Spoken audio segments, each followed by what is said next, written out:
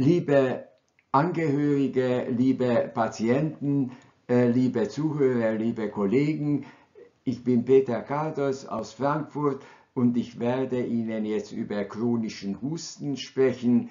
Wir wollen wissen, ist das ein Symptom einer anderen Erkrankung oder ist das die Erkrankung selbst?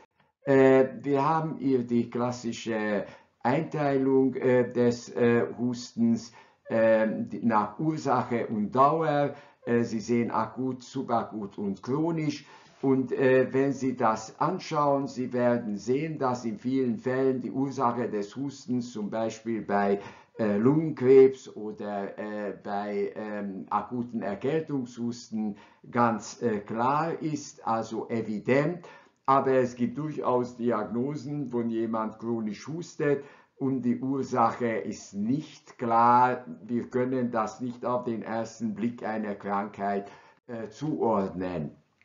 Wir haben die Medizinstudenten immer gelernt und selbst sogar an der Universität gelernt, dass Husten ist immer ein Symptom, so wie Fieber oder Schmerz.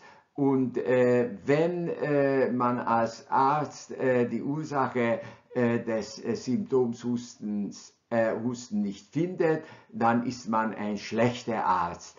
Und es ist tatsächlich so, dass vor 40 Jahren haben amerikanische Kollegen eine Studie mit 49 Patienten publiziert und sie haben in sage und schreibe 100% der Fälle die Ursache gefunden und sie konnten dann diese Ursache, ob Asthma oder Reflux oder Rhinosinusitis, Nebenhöhlenentzündung, gut behandeln und die Patienten wurden dann beschwerdefrei. Ich habe selber eine solche Untersuchung in den 80er Jahren durchgeführt. 329 Patienten haben wir aufgenommen und ich musste beschämt feststellen, dass in 20% der Fälle ich die Ursache im Gegensatz zu den Amerikanern nicht gefunden habe, obwohl wir die Patienten exzessiv untersucht haben. Wir haben bei vielen Bronchoskopie gemacht und trotzdem keine Ursache. Ich fand mich plötzlich aber in guter Gesellschaft, als ich herausstellte, dass noch andere Studien aus Nordirland, aus Amerika, aus Brasilien auch solche Untersuchungen durchgeführt haben und in etwa 20% der Patienten haben gehustet und man wusste nicht warum.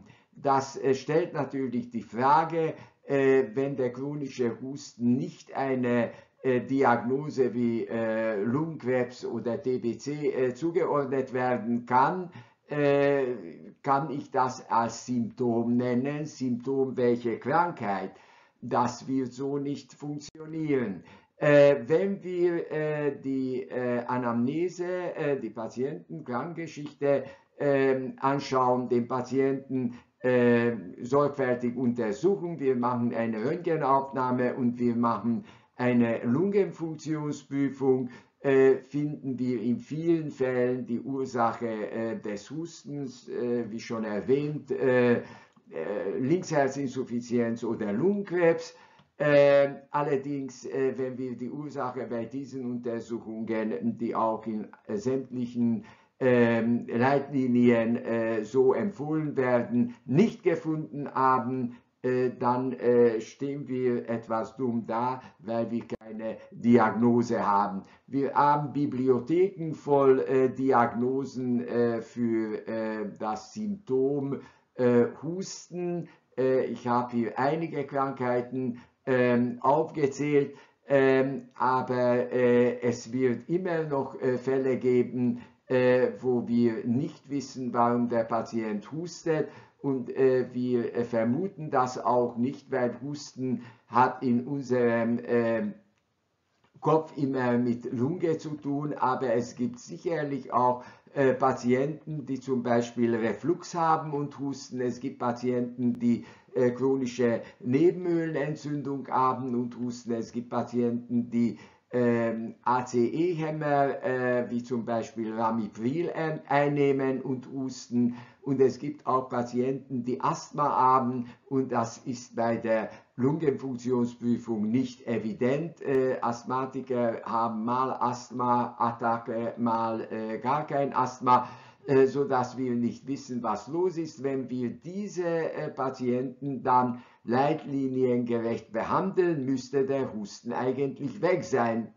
Nun, das ist aber nicht immer so, und dann haben wir einen refraktären chronischen Husten. Wenn wir nicht einmal einen diesen 4 Trigger finden, dann haben wir einen nicht erklärbaren Husten.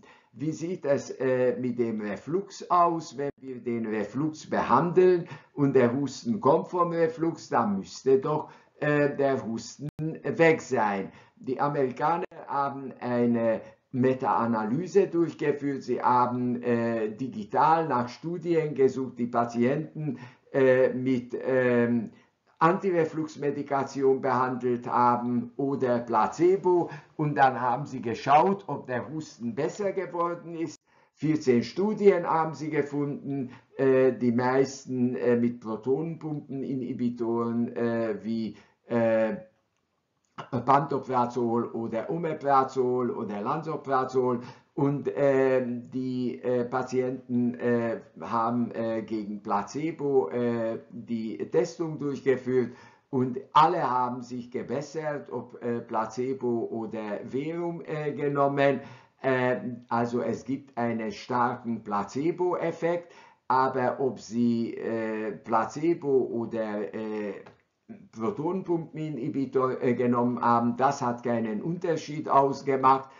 Das Beste war noch, wenn dicke Patienten Gewicht verloren haben, und wenn die Patienten spät Abend nichts mehr gegessen haben.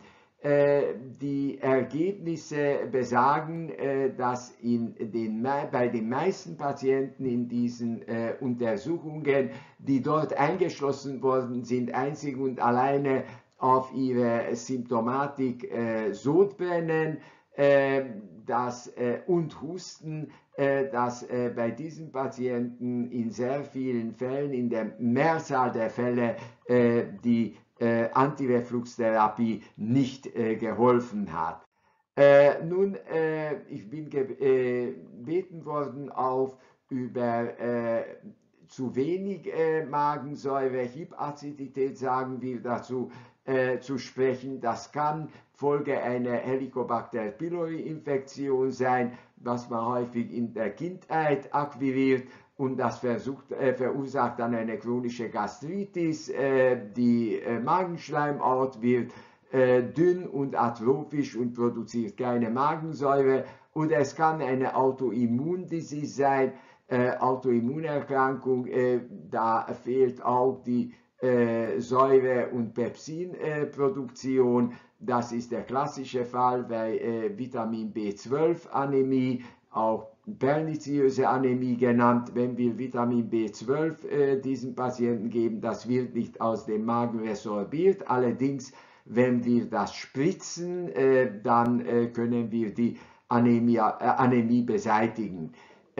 Ob das mit Magenkrebsentwicklung zusammenhängt, ist etwas umstritten, aber klar ist, dass das kein Husten verursacht.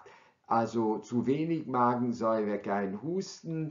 Wenn es aber so ist, dann fragen wir uns, warum husten die Patienten mit zu viel Magensäure, mit chronischer Nebenhöhlenentzündung und so weiter. Und wir wissen es heute, warum sie husten. Sie husten, weil sie eine Überempfindlichkeit haben des Hustenreflexes. Sie reagieren auf ganz schwache Reize, wie zum Beispiel in einem großen Raum raucht jemand, sie sitzen 5 Meter entfernt, und ein kleines bisschen Zigarettenrauch einatmen und sie fangen an zu husten. Andere, die sogar näher zu dem Raucher sitzen, werden nicht husten. Wenn es in den Raum brennt und der Rauch zu schneiden ist, dann werden alle husten. Also die schon bei ein bisschen Zigarettenrauch husten, die sind dann überempfindlich. Das ist die Husten-Hypersensitivitätssyndrom. Und das ist dann die Ursache der Erkrankung